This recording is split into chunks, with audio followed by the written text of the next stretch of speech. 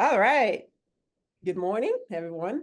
So today we are starting season 2 of Life After Ball, where we talk to athletes that have been through the process of retiring and figuring life after ball. Duh.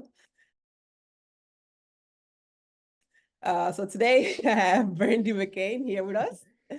And hi, Brandi. Thank you for joining. Hi, Abby. I'm happy to be here. So basically, Brandi, I would like for you to give like a high level summary of your basketball career. I mean, I know you did a lot and you won a lot, so let's just kind of like try to find a way to make it summarized. Okay, to sum it up, to make it concise, pretty much I got to start. It all begins where you start. So, born and raised in Silsbee, Texas, in a small country town. I have six older brothers, so I pretty much grew up rough and tough. And I was introduced to basketball in PE in fourth grade. And from that moment, fell in love with the game. One day at school, they were announcing on the speaker to sign up for Little Dribblers. I was so excited, ran home, asked my mama to play, and she was like, "Nope, I finally had a girl. You need to do girl stuff." So I begged her all night. Finally, ended up letting me play, but also she didn't want me to play because it was an all boys league. I would be the only girl.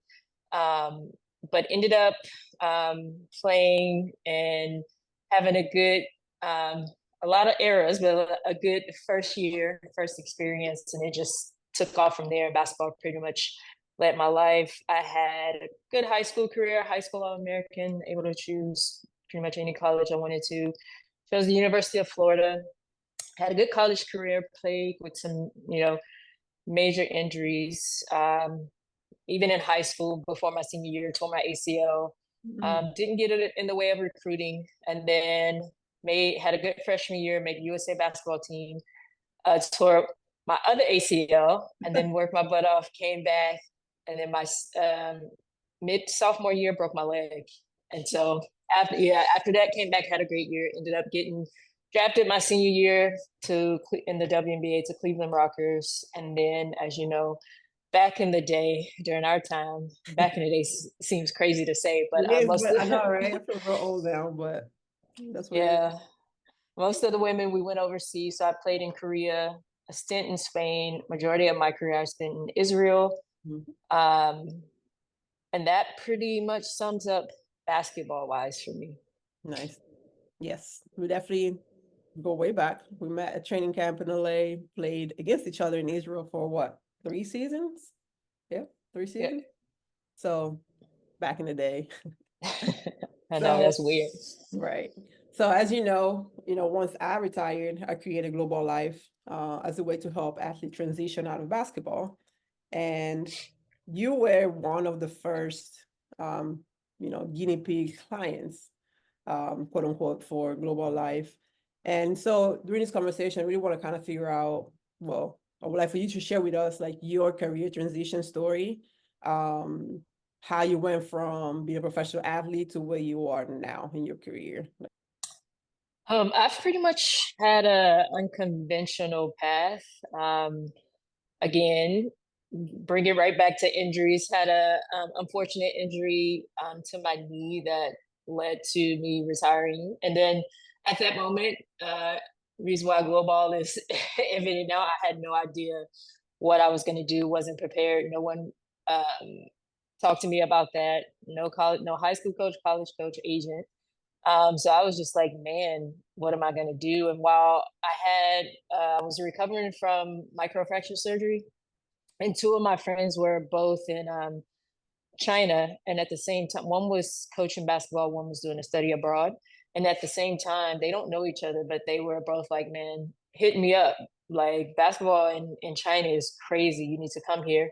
And at the time, I was like, "I don't know what I'm gonna do with my life. I don't know what's next. Why not?" And Right. so that led me to teaching basketball in mainland China, and then from in Beijing and Shanghai, and then from there I started teaching in Qatar, and after Qatar in Hong Kong from 2017 to 21.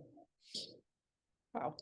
So basically, you went from being a basketball player overseas to be a basketball coach overseas.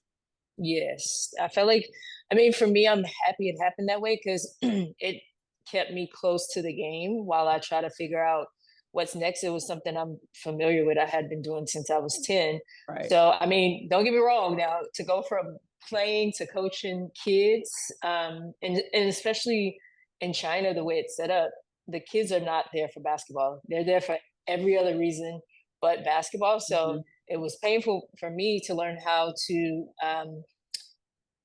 play the game without the ball in my hand and coach the Mhm. game without the ball in my hand, and also how to share and teach the game to kids who were not on the level that I'm used to. Yeah. And Yeah. also, how can I make it fun for them? Because most of them did not want to be there. Their parents made them come there to be active, social, to learn people skills. It was all different kind of to learn English.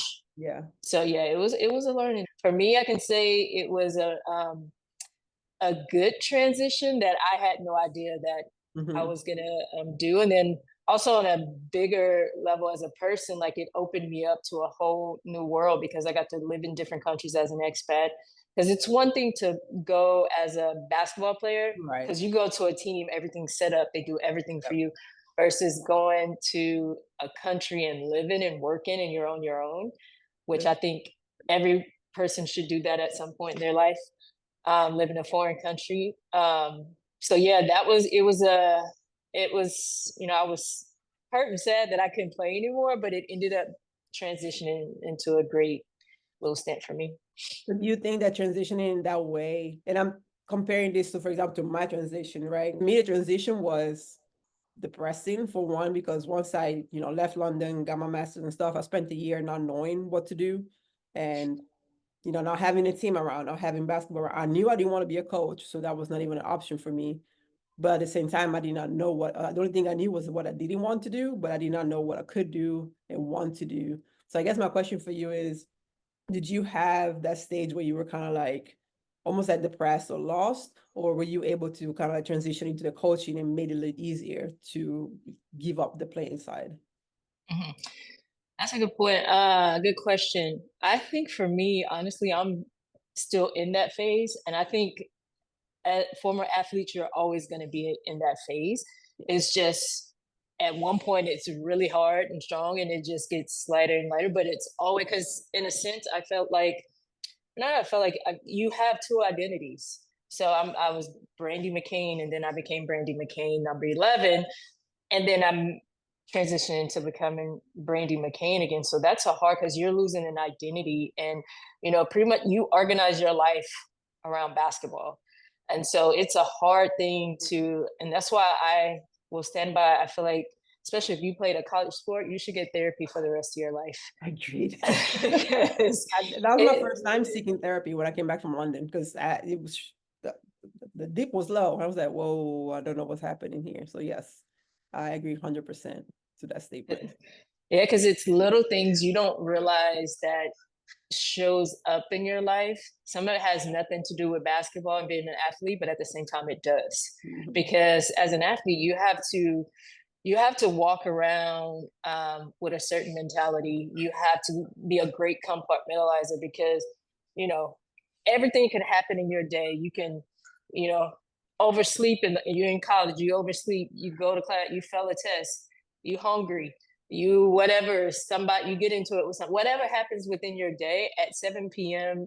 You still got to play that game. Mhm. So there's a lot of stuff that, like, how we live our life, it's kind of like you become functional Yeah. in a sense, and when that's taken away, you're really lost. And then also it's kind of like, I hate to use this word, but it's like a drug. It's addicting. Like the sound of the ball, the smell of the gym, um, the fans, all of this getting ready for the game, the process, everything is, you lose all that. So it's like you're seeking that in other ways. So Yeah. I feel like that for me was, it's still there, but not as strong as it. And another thing I want to stress is, like, I don't. A lot of people don't understand us because, like, people like, "Did you watch that game? Did you?" No, I didn't. They looking at me crazy. But at one point, I had to really separate myself from the Right. game in order to fully move on. Yeah. And so a lot of that came, like, I didn't watch it. I didn't want to talk about it. I mean, I'll see here and there, but not. I Yeah. wasn't like in it like I was Yeah. before. No, that makes sense. And I was laughing because when you said like the addiction and like things that we miss, I remember when I first got my after basketball adult job and something good happened or whatever. I was like, oh wait, no high five.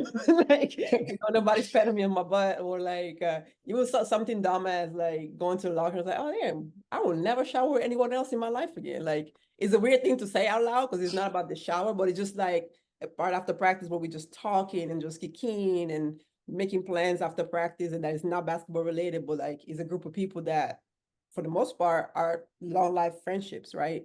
So that yeah, I was laughing in my head because I remember like my first year, I was like, yo, like I'm out here by myself in everything I do now. So continuing on your path, right? So today you're no longer in China, obviously. So tell us where you are today and how did you get there? So I mentioned before, I was working in teaching basketball in Hong Kong 2017 to 2021. And as everyone knows, COVID hit, and COVID in Hong Kong was in China is not like COVID in America, and everything shut down. Um, we moved the classes to outside, then they barricaded the courts. Like if the cases got like within 100 consecutive days, there were more than 100 cases, they start shutting like all active things down. And so I was like, I stayed there for a while waiting it out, and then at a certain point, Hong Kong, as you know, is one of the most expensive places. I'm like, if I can't work, I'm not gonna stay here. And also at the same time, I had been feeling like something's calling me back. I need to get back to the States. Yeah. So it kind of all happened at the same time. But also in the women's basketball community, it started going around about the Nike Win program for former WNBA players. And so when my friend told me about it, they had just finished that round. And so then I interviewed for that. And I am now at Nike as a footwear product manager. I started as a footwear product manager, but as of Monday, I'll be in footwear product testing. That has honestly been a major shift for me. Having my first corporate job at 40 something years old. Um, it's been a journey. Yeah. No, I can imagine. I definitely can relate. Because same in corporate, right? So I think this is where I pull a little bit of a plug. And I want you to be very honest. So I would like to know in the small aspects where you were able to use some of the resources that Global Life is working on. Where did you see that the help came? And what do you wish was there before we started what we're doing now? And what do you think should be added for the future? I would say for me, looking back, I really the resume prep, cover letter prep, that Global helped me with was really um, big because honestly, I pretty much just had a basketball resume, and to be able to have the help to transition that to like a professional business resume, I think that was big for me. Something that really helped me in the process. Um, Also just, I mean, talking Yeah. in everyday life, talking about your experiences um and different things, and some of it's coming full circle now. So also I'll go back and say there's a lot of like soft transitional skills that happen in basketball that you don't think Mm-hmm. will be effective in the corporate space, but it really is, and a lot of it comes in our benefit later, and you don't realize it before going in, but when you get in it you realize a lot. I think talking about that was important. And I would say now, with how things are set up for women's basketball, I think Global needs to start at At a this point college level. high school level. Mhm. Yeah, because now the high school kids are getting NIL deals, and you know, a lot of, I mean, majority of the athletes, we come from families where we're like not literate in business and money, and a lot of it is you got your hand out, how you gonna help me? And so I feel like these kids are signing these deals and getting your coach don't know, your family just looking for handouts, they don't know how to help you. I think it's even more beneficial starting at that. Our time, it was like, man, I wish my agent or my agent college coach would have put more so your agent put me onto some game, help me like, okay, like drill into my head. Maybe you should think about investing in this, or how do you buy stock, or how do you, I don't know, it could any business Yeah. acumen or any literacy or whatever. But now I think it's Starts a lot going even earlier. quicker. Yeah. So now that you transition to corporate, what would you say, keep it as PG as you need to, what would you say the biggest challenges that you face during transition has been for you in this space?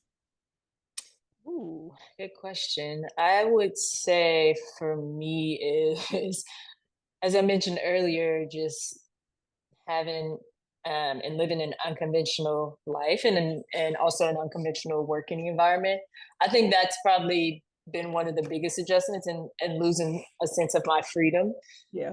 It's my first time having a true 9 to 5, because before, the basketball academies were based around the kids' school schedule. So I have all day. I'm not starting working until 4. Kids get out of school. Sometimes you're working all day on the weekends, but that has been um, a big change for me.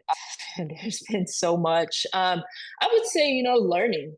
Um, just my approach is, I feel like now at Nike, I'm in grad school at Nike, because I've been, again, unconventional. I'm not using programs.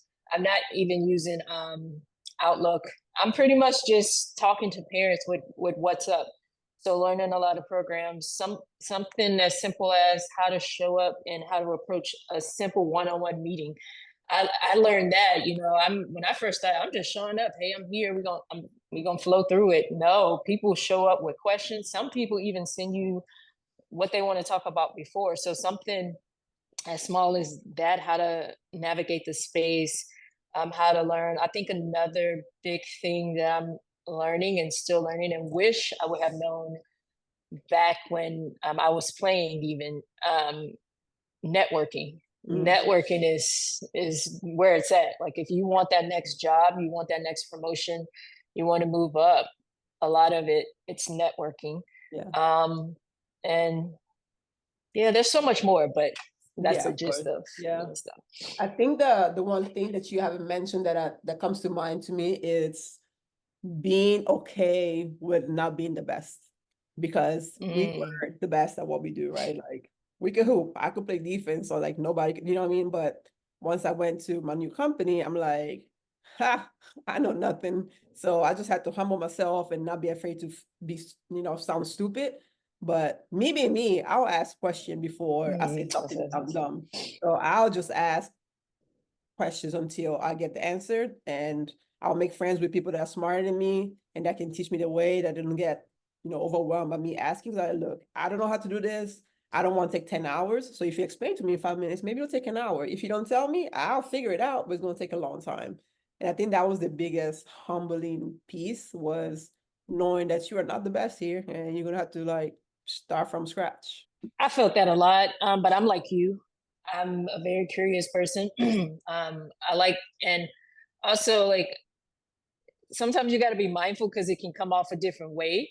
I'm not trying to undermine anybody. I'm not questioning your knowledge, how you work, anything. I just want to know. I need to know the purpose. Yeah. I mean, real talk. In basketball, we don't dribble with 2 balls. Sometimes, like, we don't play with 2 balls. So why are we dribbling with 2 balls? But I just always wanted to know, like, why are we doing this? Why are we running this place? So the same, I take that to the business side. And when you said it's like about being okay with not being right, that's one thing that came up at Nike.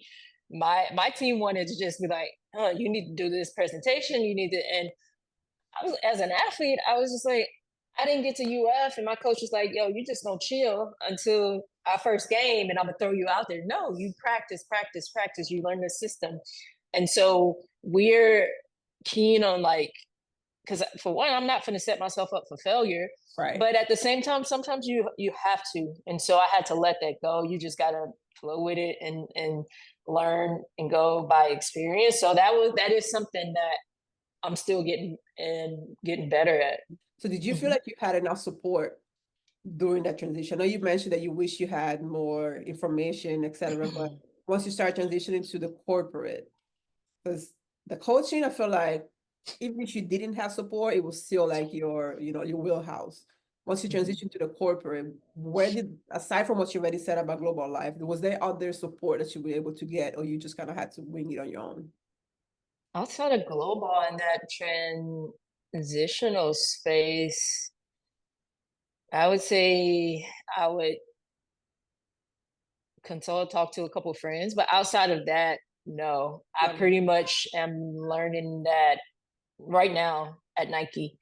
And that's just by networking and having one-on-one meetings and finding the right people that I can learn from. Mhm. So yeah, but between that, no. So if you're looking back from where you started in your transition where you are now, what would you say is your biggest success so far? Hmm. That's a good question. I mean, I would answer. I haven't. I'm still waiting on that.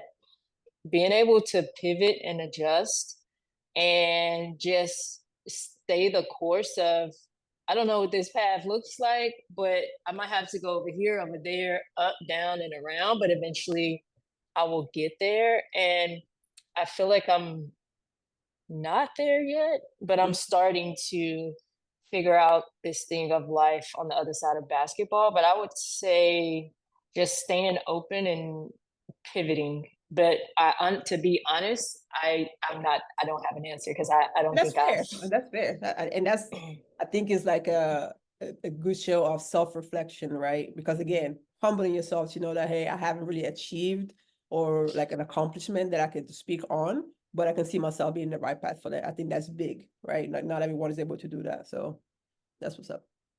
Thank you. You're welcome.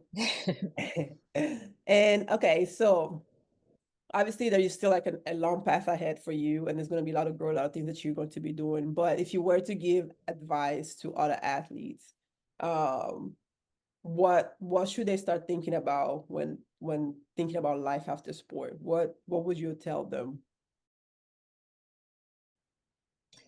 The one thing that has guided me and kept me on the right path is I stick with my three P's. What am I passionate about? What is my purpose? And people. Like that's the main. I always go back to those three things, and I gauge my success by how I affect people. I like that. Um, I'm gonna write it down. don't be stealing my Now I'm gonna quote it. I'm gonna quote it when I write this down because that was dope. But Look, yeah, I write like it down. it has really it has really pretty much kept me on the right path and it's kept me grounded. Mm-hmm. When I feel like I'm having a bad moment or I'm not sure about stuff, I always go back to stuff. And then when I'm having a high moment to bring me back down to reality, I always go back to that. But I feel like two of the most important things is you got to know what you want to do and what you like. And honestly, a lot of us don't. Yeah. Like I can say that now, but back then I was just trying to hoop. I Mhm. wasn't thinking about nothing. But once I started to figure this out, it kind of gave me some structure. Yeah, And then what is your purpose? If you don't know your purpose, you don't, I how you agree. gonna figure out where you want to go? So I just those three things, passion, my purpose, and people, I feel like I wish someone would have told me that when I was young. That's deep. That's a dope. I like it. That's gonna be your quote. Now that's what's up, but that's, I mean, that's valid, right? And again, without revealing too much, that's what we are trying to do here, trying to figure out a way to help athletes find their path while they still have time, while you're not rushing for the finish line, while you're still in the moment, in your passion, you're still hoping, but you can start thinking about the future without feeling rushed into it. Because one thing that I learned on my job is it's easier to figure out what you don't like than what you do like. But to you to figure out what you don't like, you have to try it out first. So at least you can start eliminating things. But if you don't put yourself out there and start trying things out, and then you're stuck, whether you like it or not, you're just gonna have to do what you got to do, right? So that's what Global Life is really trying to get at, is finding a way to improve the way the athlete can figure out who they are outside of sports. Because I still say I'm an athlete when, hey, what do you do? I mean, I was a professional athlete. That's kind of like was the first thing. But at one point, I was trying to hide that space, especially in corporate, because I didn't want to be seen like as a dumb jock. But I come to find out that being an athlete is actually pretty dope, and is a skill that a lot of people value very highly, because we have transferable skills that translate for a lot of type of jobs, whether it's corporate or not. Because just at a human level, we dedicated our lives to really perfect our skills for one purpose. And we're dedicated, with teamwork. We have a lot of skills that translate, but we just don't know that, because why would I know that, right? So that's what we're trying to do here, is help us know that we are more than the sport that we played, and that we bring a lot of value. We just have to figure out what our passions are, and focus our interest and passions towards there. One thing I will say, honestly, I try not to live my life with regrets, but if I can look back and say I wish something I would have done differently or took advantage of, there are a couple things I would like to share. One is college. I don't think athletes realize how much alumni, boosters, coaches, networking, and that's something else that can fall on coaches too. Like, push your athletes out there to network with alumni, because alumni and boosters even have so many connections that you don't realize. And that's one thing I feel like I didn't explore when I was in college, that I think can be beneficial, because you don't know, a fan, a booster, they might can get you your next job. Yeah. So that's one. Another one is, I feel like I wasted and threw away so much time overseas. You have so much downtime overseas, it's unreal. And most of the time, which I don't want to take this back, you spend a lot of it partying, and resting during the day. Right. But there is so much downtime. You can use that time to explore what is your next option, explore what you like. Maybe do an internship. Now, today, everything is done on Zoom.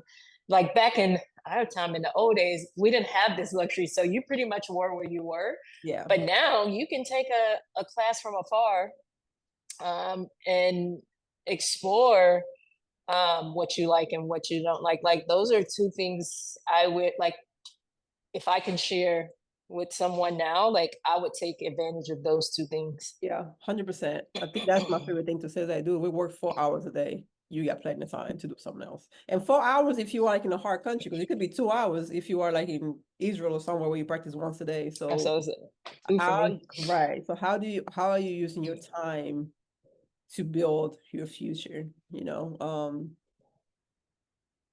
My parents Nigerian, so I always had to figure out something else to do. Like in Egypt, I went and learned class. We went and did that together. We took class. And so I was like, We don't need to tell you that you quit. But like, I went and took an art class. I went and took a Hebrew class. When I was in Italy, I went to take like psychology classes. And then eventually London, actually went and got like actual masters. But that came more from my upbringing and my mindset of lawyer, doctor, engineer, or disgrace to the family. I was like, well, I'm teetering to disgrace here. So let me get disgrace. And that's the Nigerian way. So let me get myself back on track, right? But jokes aside, yeah, we do have a lot of time that should be used better for what the future could look like. Well, McCain, thank you so much for your time today. This was an awesome interview. Really appreciate it, you getting on and having this chat and sharing your experience. And hopefully somebody gets something out of it. And as Global Life, as we keep growing, look out for things that are coming out. They are going to be very helpful. But for those things to work, we will need your help as well. So soon enough, we start looking out for athletes to test out our processes. So stay tuned for that. But until then, thank you